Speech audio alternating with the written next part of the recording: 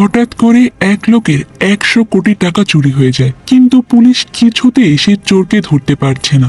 আবার ঠিক এরই মধ্যে ব্যাংক থেকে আসা একটা 500 কোটি টাকার গাড়িও অদ্ভুত ভাবে চুরি হয়। সবাই বলছে চুরিগুলো হয়তোবা কোনো ভূতে করছে, কারণ পুলিশ কোনো অপরাধীকেই ধরতে পারছে না। কিন্তু চুরিগুলো আসলে কে করছে বন্ধুরা, আর কিভাবে বা করছে সেটাই জানতে হলে তোমাদের আমার সঙ্গে থাকতে হবে পুরোটা গল্প জুড়ে। তো চলো আর বেশি সময় নষ্ট না করে দেখে আসি 100 ক্রোড়স মুভির গল্প।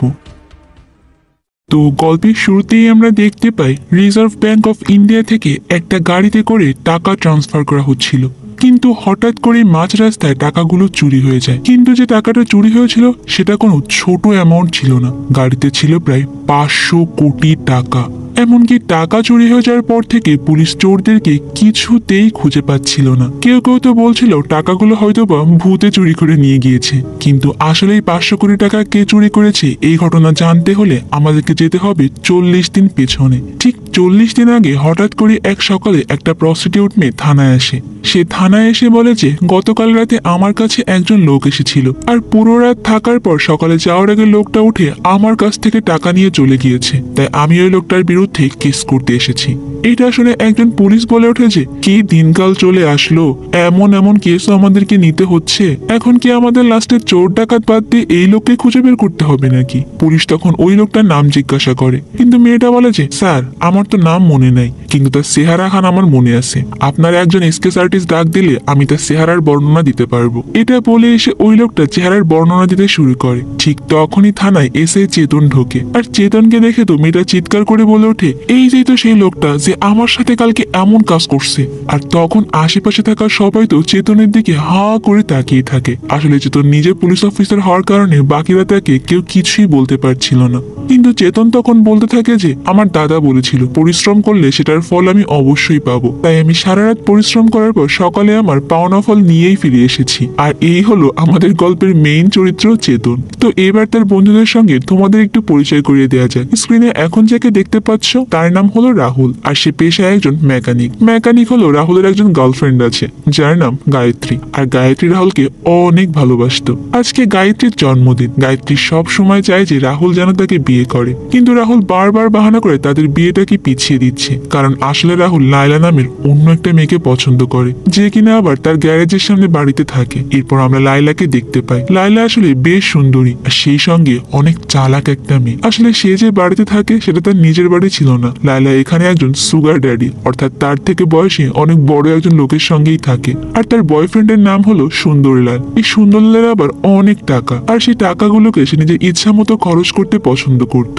এরপর একদিন আমরা দেখতে পাই সুন্দরলালের জন্মদিন ছিল, আর তার ম্যানেজার ভাসু একটা পার্টির আয়োজন করেছে, যেখানে এসআই চেতন এবং রাহুলও এসেছিল, কারণ তারা দুইজন সুন্দরলালের বন্ধু ছিল। আর বেশ কিছুক্ষণ ধরে সেখানে পার্টিও চলে।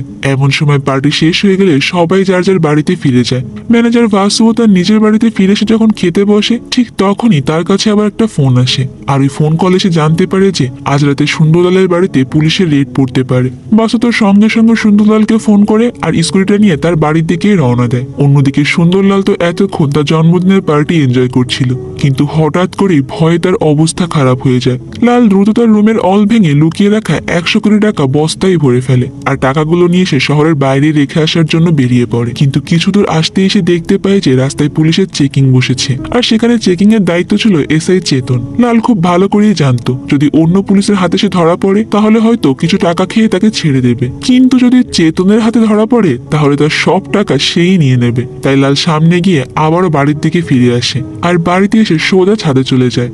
সেখান থেকে টাকার বস্তাগুলো বাড়ির পেছনে জঙ্গলে ফেলে দেয়। ওপর থেকে নিচে বস্তাগুলোকে পরিষ্কার দেখা যাচ্ছিল, আর তখনই কিছুক্ষণের মধ্যে তার বাড়িতে পুলিশ চলে আসে। পুলিশ তো সারা বাড়িতে তন্ন তন্ন করে খুঁজেও কোনো টাকার সন্ধানই পায় না। এমনকি তার ছাদে এসে লালের ফেলানো টাকার বস্তাগুলোর দিকে লাইট মারে, কিন্তু সেখানে কিছু না দেখতে পেয়ে তারা চলে যায়। কিন্তু পুলিশ চলে যাওয়ার পর লালের অনেক সন্দেহ হয়, কারণ সে যেখানে টাকার বস্তাটা ফেলেছিল সেখানে পুলিশ কিছুই দেখতে পেল না কেন। তাই সে দ্রুত নিচের দিকে লাইট মারে, কিন্তু দেখা যায় যে সেখানে আর তার টাকার বস্তাটা নেই। আর এটা দেখে তো বেচারা লাল সেখানে হার্ট অ্যাটাক করেই মারা যায়। আর তার ম্যানেজার ভাসু উপরে এসে লালের ডেড বডির সঙ্গে লাইলাকে দেখে সন্দেহ করতে শুরু করে। আর সে ভাবছিল যে টাকার লোভে হয়তো বা লাইলা সুন্দরলালকে মেরে ফেললো না তো, তাই সে পুলিশকে ফোন করে। আর এসআই চেতন সেখানে সঙ্গে সঙ্গে চলে আসে। চেতন এসে ভাসুকে বলে যে দেখো, তুমি যদি 100 কোটি টাকা চুরি করে থাকো তাহলে আমাকে সরাসরি বলে দাও, তুমি আর আমি 50-50 ভাগ করে নেব, তোমাকে জেলও খাটতে হবে না। কিন্তু ভাসু তখন বলে যে আমি যদি 100 কোটি টাকা চুরি করতাম তাহলে তোমাকে কেন ডাকতাম এখানে। কিন্তু এখানে চেতন আসার আগে লাইলা এখান থেকে পালিয়েছে। তাই ভাসুকে লাশের সঙ্গে চেতন একা এখানে দেখার পর তার উপরই সন্দেহ করে। এদিকে আমরা লাইলাকে দেখতে পাই, সে অনেক ভয় তার বান্ধবীর বাড়িতেই চলে এসেছে। আর এখানে সে লাইলা তাদেরকে সবকিছুই খুলে বলে। আসলে লাইলা আগে থেকেই ওই 100 কোটি টাকা যে সুন্দরলাল বাড়িতে লুকিয়ে রেখেছিল সেই ব্যাপারে জানতো। আর সে সুযোগও খুঁজছিল কখন সে লালকে ফাঁকি দিয়ে টাকাগুলো চুরি করতে পারবে। কিন্তু এই চুরিটা যে আসলে কে করেছে এটা কিন্তু আমরা একটু পরেই জানতে পারবো। আসলে লালের বাড়িতে যে পুলিশ রেড করানো হয়েছিল সেটা ছিল পুরোপুরি নকল, অর্থাৎ শুধুমাত্র তার টাকাগুলোকে ভাগানোর জন্যই কেউ আগে আগে এই প্ল্যানটা করেছিল। তো পরের দিন চেতন লালের ছেলেকে পুলিশ স্টেশনে নিয়ে এসে 100 কোটি টাকার ব্যাপারে জিজ্ঞাসাবাদ করা হয়। আর সেখানে ওই এরিয়ার ডিএসপিও ছিল। যখন তার কানে 100 কোটি টাকার কথাটা যায়, সে চেতনকে ডেকে বলে যে দ্রুত 100 কোটি টাকা খুঁজে বের করো, তার মধ্য থেকে অর্ধেক আমার বাড়িতে পৌঁছে দিও। চেতন এটা দেখে খুব ভালো করে বুঝতে পারে যে তার থেকে আরো বড় বড় রাঘব বোয়াল ডিপার্টমেন্টে অনেক আগে থেকেই বসে আছে। এদিকে অনেক চেষ্টা করেও কোনো কুল কিনারা না পেয়ে লায়লা, চেতন আর ভাসু তিনজনে নিজের নিজের মতো করে টাকা খুঁজতে শুরু করে। আর এখানে তাদের তিনজনের সবার প্রথমে রাহুলের উপরে সন্দেহ হয়, কারণ ওই দিন বার্থডে পার্টিতে রাহুলও ছিল। আর সব থেকে বেশি টাকার প্রয়োজন তো রাহুলের, কারণ সে একজন সামান্য মেকানিক ছিল। তো লায়লা রাহুলের সঙ্গে দেখা করতে আসে আর তাকে জিজ্ঞাসা করে যে যেদিন তুমি পার্টিতে এসেছিলে সেদিন কি অপরিচিত কাউকে তুমি বাড়ির আশেপাশে ঘোরাঘুরি করতে দেখেছিলে? রাহুল বলে যে কই না তো, আমি তো এমন কাউকে দেখিনি। আর কিছুক্ষণ পর সেখানে ভাসু রাহুলের সঙ্গে দেখা করতে আসে আর সেও তাকে সেম প্রশ্নটাই করে। আর এইসব কিছু দেখে রাহুলের সাথে থাকা তার বন্ধুর সন্দেহ হতে শুরু করেছে কেন সবাই রাহুলকে বারবার একই প্রশ্ন করছে।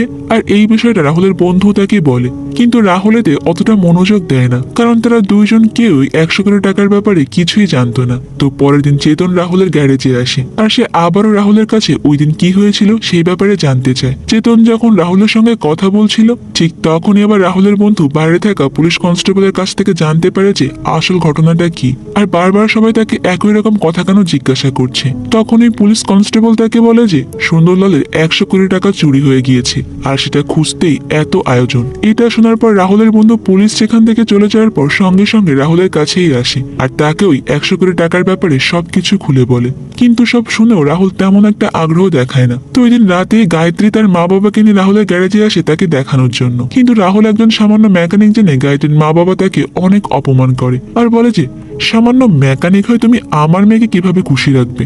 গায়ত্রীর বাবার কথায় রাহুল খুবই কষ্ট পায় আর সে বলে যে ঠিক আছে, আমি আপনাকে টাকা ইনকাম করেই দেখাবো। এর পরের দিন আবার দেখা যায় যে ভাসু লাইলাকে খুঁজে পায়। আসলে ওই দিনের ঘটনার পর থেকে লাইলা সবার চোখের আড়ালেই লুকিয়ে থাকছিল। ভাসু লাইলার কাছে এসে বসে আর তাকে বলে যে সত্যি করে বলো, তোমার কাছে 100 কোটি টাকা আছে তাই না?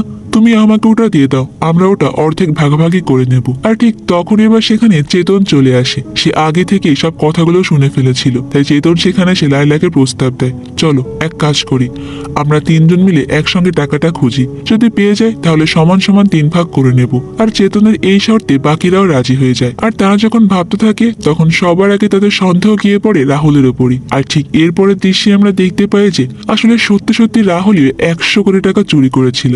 সেখানে আমরা দেখতে পাই রাহুল তার গ্যারেজের পুরাতন টায়ারের ভাঁজে ভাঁজে ওই টাকাগুলোকে লুকিয়ে রেখেছিল। রাহুলের বন্ধু যখন এটা জানতে পারে তার তো বিশ্বাসই হচ্ছিল না, কারণ তার মনে হচ্ছিল যে সে যেন স্বপ্ন দেখছে। কিন্তু এই খুশি আবার তাদের বেশিক্ষণ স্থায়ী থাকে না, কারণ পরের দিনে যখন পুলিশ ফোর্স নিয়ে রাহুলের সম্পূর্ণ গ্যারেজ চেক করতে শুরু করে, কিন্তু অনেক খোঁজাখুঁজি করার পরও সে কোথাও টাকাটা পায় না। এদিকে সেই ডিএসপিও আর কোনো উপায় না দেখে এক এক করে ভাসু, লায়লা আর রাহুলের বন্ধুদেরকে থানায় ডেকে নিয়ে নিজেই জিজ্ঞাসাবাদ করা শুরু করে, কিন্তু তাদের কারো কাছ থেকে সে কিছুই জানতে পারে না। থানা থেকে বের হয়ে রাহুলের বন্ধুদেরকে জিজ্ঞাসা করে যে তুই এতগুলো টাকা কোথায় লুকিয়েছিস। আর তারা যখন এইসব কথা বলছিল ঠিক তখনই আবার তাদের গ্যারেজে একটা গাড়ি ঠিক করার জন্য লোক আসে। আর রাহুল যখন ওই গাড়ির উপরের অংশ খোলে, সঙ্গে সঙ্গে ভেতর থেকে সব টাকাই বেরিয়ে আসে। আসলে রাহুল খুব আগে থেকেই বুঝতে পেরে গিয়েছিল তাকে সবাই সন্দেহ করতে শুরু করেছে, তাই সে বেশ কয়েকদিন ধরে তার গ্যারেজে ঠিক করাতে আসা গাড়িগুলোর ভেতরে অল্প অল্প করে টাকা লুকিয়ে রাখা শুরু করে। সেই সঙ্গে সে গাড়িগুলোকে ঠিক করার সময় এমন কিছু সমস্যা রেখে দেয় যেগুলোর কারণে গাড়িটা আবার খুব দ্রুত নষ্ট হয়ে যাবে। আর ঠিক তার প্ল্যান মতোই সবকিছু হচ্ছিল। রাহুলের এইসব মাস্টার প্ল্যান শুনে তো তার বন্ধু একেবারেই চমকে যায়। সে রাহুলকে বলেছে, চল আমরা এতগুলো টাকা নিয়ে বিদেশ চলে যাই। আর তার বন্ধুর কথা রাহুল রাজিও হয়ে যায়। তারা দুইজন তো অনেক খুশি খুশি একটা বাড়ি এসে ড্রিঙ্কস করতে থাকে। আর ওই পুরো রাতটা তারা সেখানেই মদ খেয়ে কাটিয়ে দেয়, এমনকি ওই বাড়িই ঘুমিয়ে পড়ে। সকালে যখন তাদের জ্ঞান ফিরে আর ওয়েটার যখন বিল নিতে আসে, রাহুল তাকে কয়েকটা 500 টাকার নোট দেয়। আর তখন ওয়েটার তাদের দিকে তাকিয়ে বলেছে, মনে হচ্ছে তোমাদের নেশা এখনো কাটেনি। গতকাল রাত থেকে সরকার 500 আর 1000 টাকার নোট বাতিল করে দিয়েছে, এইগুলো এখন আর কোনো কাজেই আসবে না। এটা শুনে তো রাহুল আর তার বন্ধুর মাথায় যেন আকাশ ভেঙে পড়ে, কারণ তারা ভাবছিল যে টাকার জন্য তারা এতদিন ধরে কষ্ট করলো তার এখন কোনোই দাম নেই। অন্যদিকে এই খবর শুনে তো চেতন অনেক খুশি হয়ে যায়, কারণ সে ভালো করে জানতো নোট বন্ধ করে দেওয়ার কারণে যে এত বড় চুরি করেছে তার অবশ্যই ব্যাংকে গিয়ে নোটগুলোকে পাল্টে নিতে হবে। আর কোনো ব্যাংকে গিয়ে কেউ যদি এত পরিমাণ টাকা একসঙ্গে পাল্টায় তাহলে সেটা অবশ্যই কারো না কারো নজরে পড়বে। আর এই জন্য তাদের ডিএসপি তখন ওই এলাকার সব ব্যাংক ম্যানেজারদেরকে ডাক দেয়। সব ম্যানেজাররা বলতে শুধুমাত্র তারা দুর্নীতি করতো তাদেরকেই, কারণ কোনো সৎ ম্যানেজার তো অবশ্যই আর এই কাজ করবে না। আর এরপর আবার তাদের উপর নজরদারিও শুরু হয়ে যায়। এদিকে রাহুল তার বন্ধুদেরকে নিয়ে তাদের পাশের একটা ব্যাংকে আসে। আর সেখানে সে ব্যাংক ম্যানেজারকে বলে যে আমাদের 1 লাখ টাকা নোট পাল্টে দিতে হবে। ম্যানেজার এটা শুনে তাদেরকে জিজ্ঞাসা করে যে তোমরা কি কাজ করো। তখন রাহুল বলে যে আমরা একটা গাড়ির মেকানিক। এটা শুনে ম্যানেজার সঙ্গে সঙ্গে পুলিশ স্টেশনে ফোন দিয়ে দেয় আর পুলিশকে জানায় যে দুইজন মেকানিক 1 লাখ টাকা পাল্টাতে এসেছে। কিন্তু পুলিশের নাম শুনতেই তো রাহুল আর তার বন্ধু দ্রুত সেখান থেকে পালিয়ে যায়। আর বাইরে গিয়ে রাহুল তার বন্ধুকে বলে যে মাত্র 1 লাখ টাকার জন্য যদি পুলিশকে ইনফর্ম করতে হয় তাহলে 100 কোটি টাকা আমরা কখনোই পাল্টাতে পারবো না। আর তাই তারা দুজন মিলে সিদ্ধান্ত নেয় যে তারা সব টাকা আগুনেই পুড়িয়ে ফেলবে, যাতে করে অন্তত তারা এই সমস্যা থেকে রক্ষা পায়। এরপর তারা জঙ্গলের মধ্যে বসে একটা জায়গায় সব নোটগুলোকে রেখে আগুন জ্বালিয়ে দেয়। আর এখানেই ঘটে মহা বিপদ।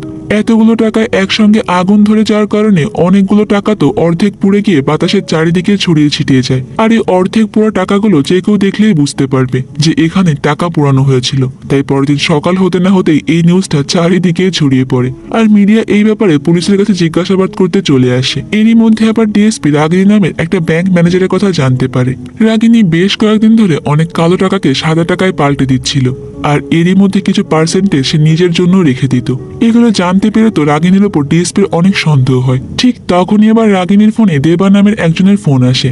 আর দেবা রাগিনীকে অনেকগুলো ব্ল্যাক মানিকে হোয়াইট মানিতে পাল্টে দিতে বলে, কিন্তু পুলিশ নজরদারির কারণে রাগিনী রাজি হচ্ছিল না। তখন দেবা নামের ওই লোকটা বলে যে তুমি চাইলে এই টাকা থেকে অর্ধেক টাকা নিজের নামে রেখে দিতে পারো। আর এটা শুনে তো রাগিনীর বয়ফ্রেন্ডের অনেক লোভ হয়ে যায়, তাই সে রাগিনীকে দেবার প্রস্তাবটা মেনে নিতে বলে। রাগিনীও এই প্রস্তাবে রাজি হয়ে যায়। ওই দিন রাতেই আবার এফবিআই 500 কোটি টাকা গাড়িতে করে ট্রান্সফার করছিল। আর এই টাকাগুলো যে ব্যাংকে আসার কথা ছিল ওই ব্যাংকের ম্যানেজারই ছিল আসলে রাগিনী। কিন্তু আসার আগে মাঝপথে টাকাগুলো কিভাবে গায়েব হয়ে গিয়েছে সেটা আর কেউ বলতে পারে না।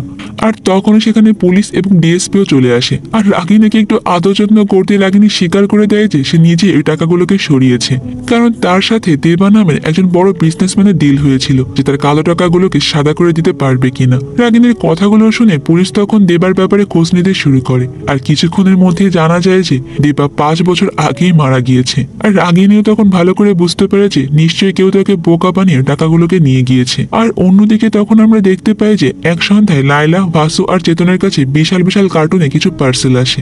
আর এই পার্সেল খুলতেই তার ভেতর থেকে অনেক টাকা বের হয়ে আসে।